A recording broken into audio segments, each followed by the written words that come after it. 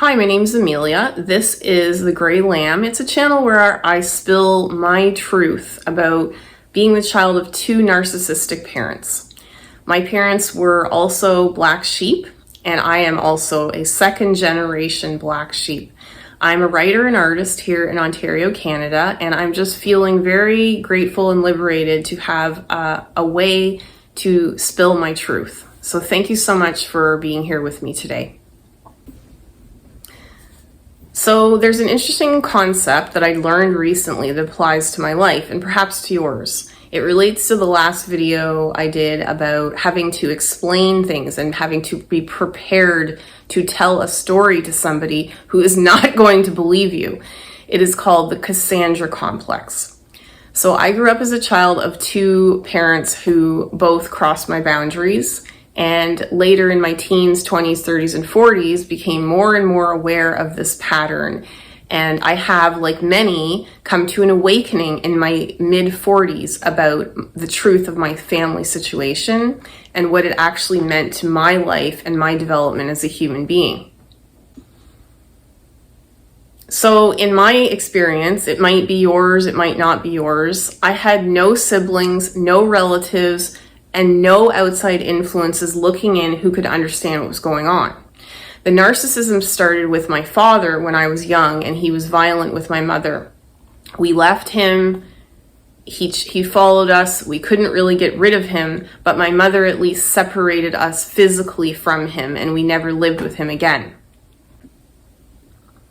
However, my mother had been abused by him and other men and carried around emotional burdens that forced her to not be a good actor in my life, meaning she made a lot of choices that were abusive towards me in the end, mistakes and crises that happened that were blamed on me.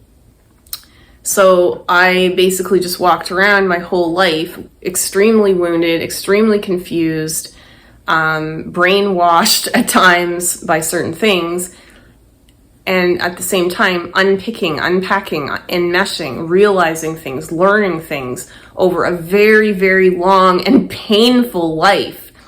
Many years of therapy. If not, I would probably say decades of therapy. My health was ruined, and this is all from this complex that I experienced. So the complex was the child of two narcissists and no one believes you.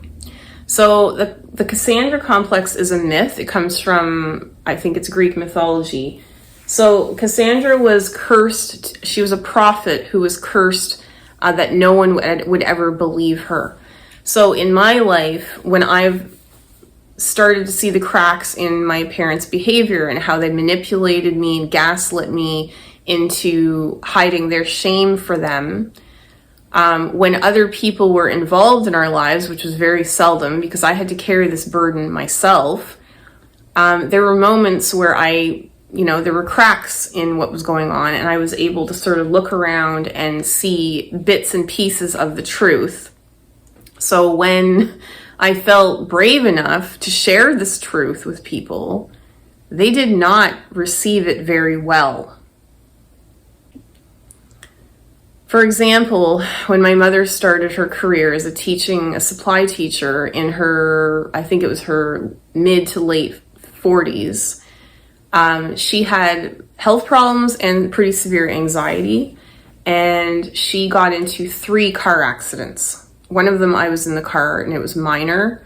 Another was she hit a child on a bicycle, and she's a teacher.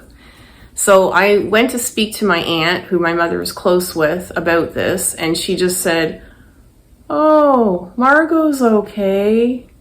She's okay," in exactly that way, which is like this family brainwash system that I don't want to be part of that. So when she said this to me, I was devastated. I was like, okay, I'm alone. I'm totally alone here, and I gave up. I gave up trying to draw attention to the fact that my mother her life was getting really, really messed up. It was hurting me. She was hurting, and nobody cared. Nobody wanted to admit that anything was wrong. Now, one ugly fact of narcissists that took me a long time to understand is they're infallible. They can do no wrong. They've never done anything wrong in their lives, and they certainly wouldn't apologize for it.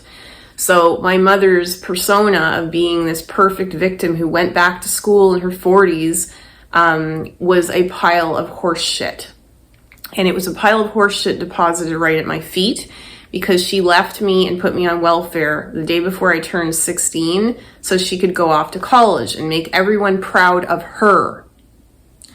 I never benefited once from her going to school, getting an education, and being paid more than being on welfare, which is how I was raised.